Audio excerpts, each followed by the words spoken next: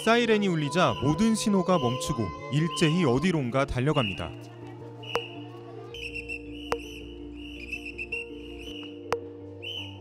영화 촬영지가 아니고 타이완의 완안 연습 현장입니다. 길을 가는데 갑자기 울리는 재난 문자 알림. 완안 연습의 존재를 몰랐던 타이완의 한인들은 갑자기 벌어지는 영화 같은 상황에 얼떨떨했다고 합니다.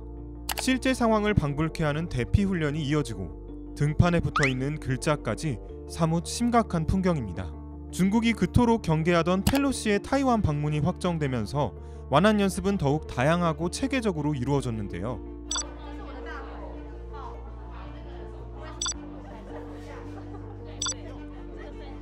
미국과 중국의 군사적 긴장이 최고조에 달할 거라는 예상과 함께 완안 연습이 마무리됩니다.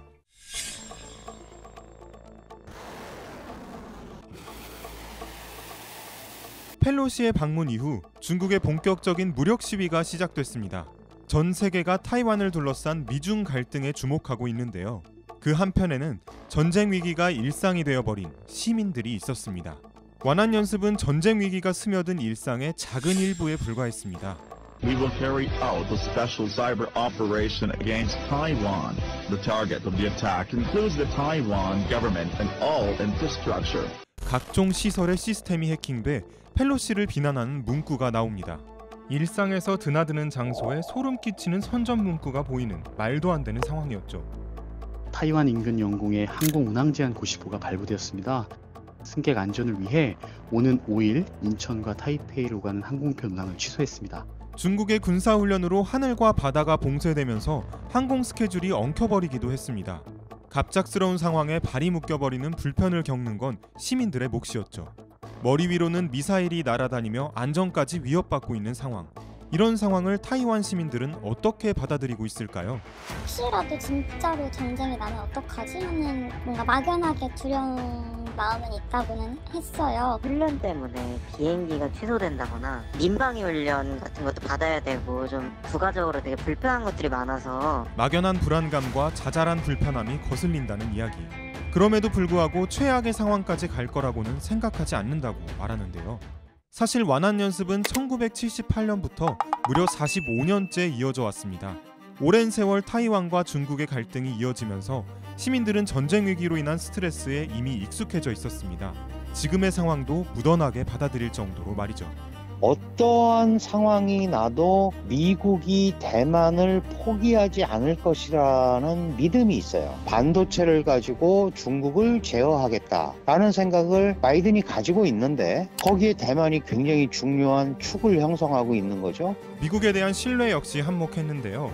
타이완이 미국에게 중요한 전략적 요충지인 만큼 중국이 타이완을 직접적으로 공격하기는 어려울 거라는 막연한 믿음을 가진 것이죠. 하지만 그럼에도 불구하고 무고한 시민들이 불안과 불편을 고스란히 감당해야 하는 현실은 여전히 갑갑하고 안타깝습니다. 이런 현실을 가만히 지켜보느니 직접 국방력에 이바지하겠다며 발벗고 나서는 사람들도 생겼는데요. BBC의 보도에 따르면 타이완의 한 총기 훈련 회사의 등록이 지난 2월 이후 50% 가까이 증가하기도 했다고 합니다. 불안과 불편을 참다 못해 나서는 사람까지 생기는 상황. 도대체 언제쯤 그들은 전쟁 위기의 스트레스가 만연한 일상에서 오롯이 자유로워질 수 있을까요? 잘못하면 미중 간의 직접 충돌로도 이어질 수 있는 거잖아요. 전혀 다른 얘기로 전개될 가능성이 있기 때문에 그래서 미중 간의 직접 충돌을 자제하는 가운데 중국은 대만에 대한 압박을 강화하는 형태로 분위기를 끌고 갈 가능성이 아주 농후하다.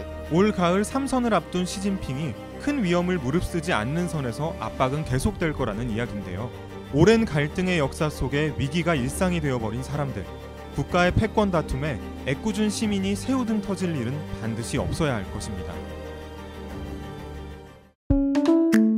이번 영상을 만든 PD가 추천하는 영상도 보고 가세요.